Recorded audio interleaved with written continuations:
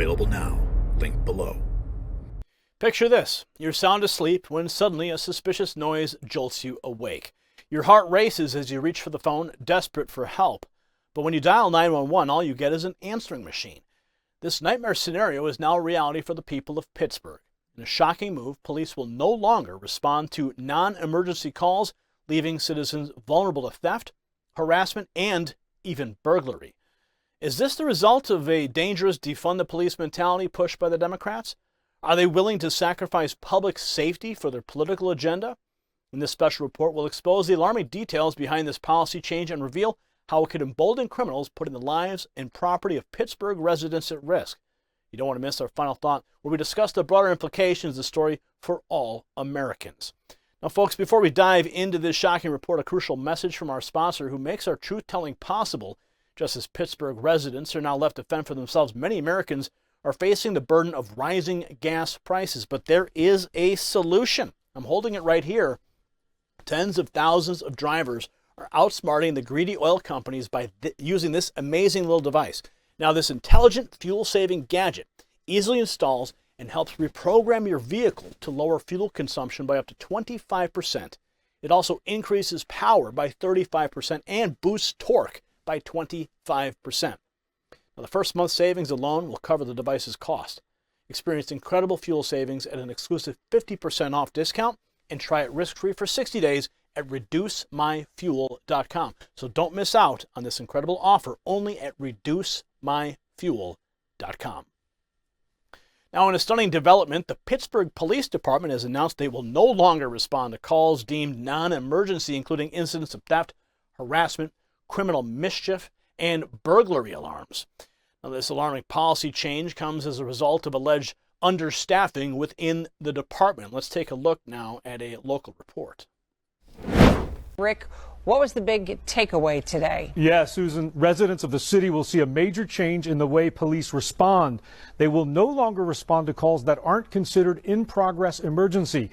That means calls like criminal mischief, theft, harassment, and most burglary alarms will all be handled by an enhanced telephone reporting unit. That means residents will file a police report over the phone.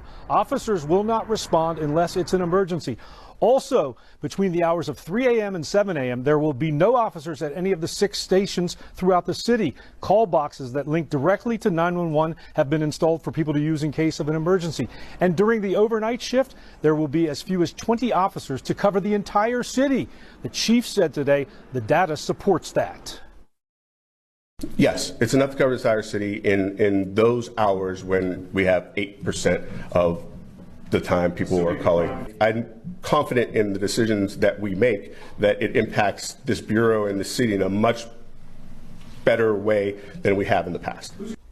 Now, the chief also acknowledging today that some of these changes are due to staffing shortages. He's down to 740 officers, well below the 850 they would like to have. Now, coming up new at 5, residents, city council, and the police union all weighing in on these big changes that begin Monday. Live in the studio, Rick. Unbelievable. Now, according to the report there, WPXI Channel 11, such non-emergency calls will now be directed to an answering machine. Even more concerning, the city's 6 police stations will operate without desk officers present from 3 a.m. to 7 a.m. Wow. So you've basically given the criminals a window of opportunity.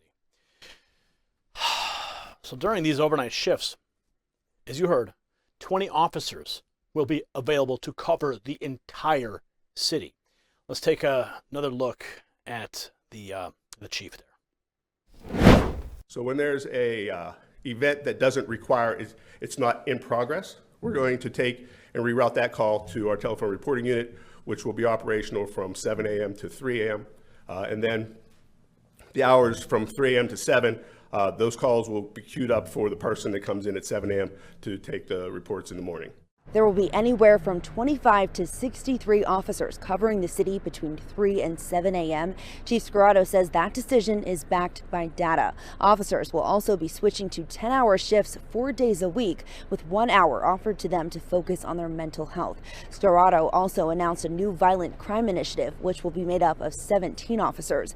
The department is budgeted for 850 officers, but currently has around 740, with the recent fatal mass shooting at the Kansas City City Super Bowl parade. I asked how police officers are prepared for major events here, like the St. Patrick's Day parade. We'll look at Kansas City as we prepare for the St. Patrick's Day parade and the celebration that goes there, and glean lessons that they've learned from that event and see how we apply those to any of our upcoming events with mass gatherings. Escarado says he expects the department to have around 40 new police officers on duty by late summer.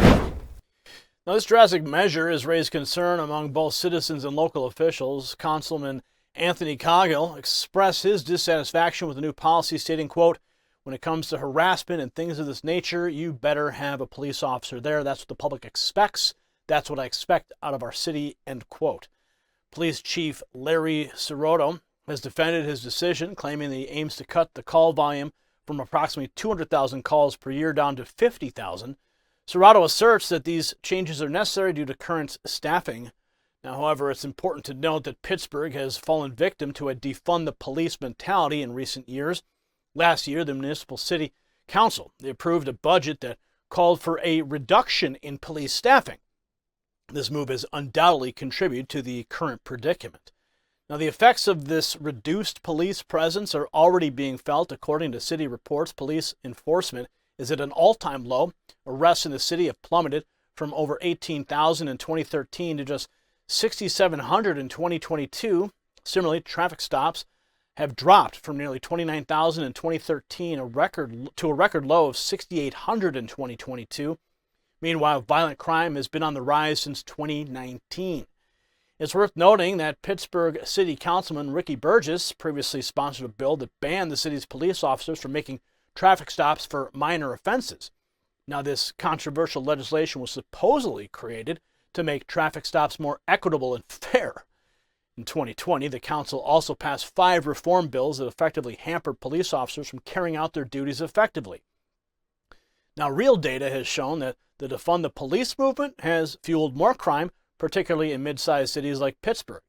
By undermining law enforcement and reducing their resources, these policies have created an environment where criminals feel emboldened to act with impunity.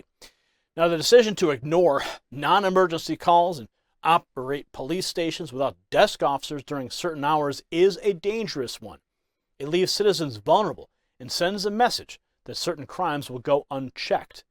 This policy shift could very well lead to a surge in criminal activity as perpetrators realize that their actions may not be met with immediate consequences. Moreover, this move raises questions about the priorities of Pittsburgh's leadership. Is the convenience of reduced call volume more important than the safety and security of the city's residents? Should citizens have to tolerate living in fear because their local government has chosen to under-resource its police force? It's crucial we recognize the potential long-term effects of this policy. If left unchecked, it could lead to a deterioration of public safety, a decline in community trust, and an overall decrease in the quality of life for Pittsburgh residents. Furthermore, if this trend continues and spreads to other cities, we could see a nationwide crisis in law enforcement and public safety. As Americans, we must demand that our local leaders prioritize the well-being and security of their constituents. We cannot allow political agendas or misguided ideologies to dictate public safety policies. It is the fundamental duty of our government to ensure that citizens can live their lives without constant fear of crime and violence.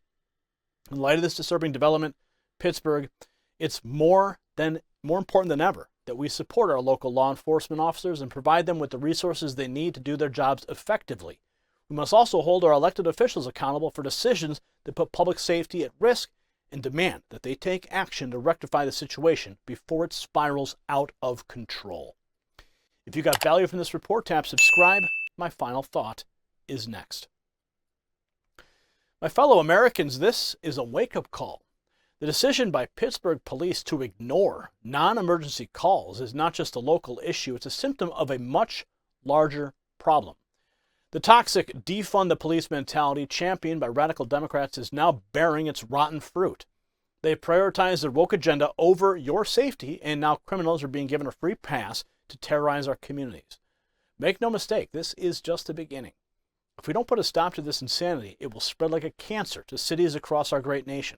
And soon, no one will be safe, and our streets will be overrun by emboldened thugs and criminals. It's time to fight back against these dangerous policies and demand that our leaders put the safety of American citizens first. We must not let the Democrats destroy our cities and our way of life. Congratulations, you made it to the end of the video. Now keep up your quest for truth with this next news report. And if you found our channel enlightening, join the millions who agree with you. Tap subscribe. Thank you for watching the Next News Network.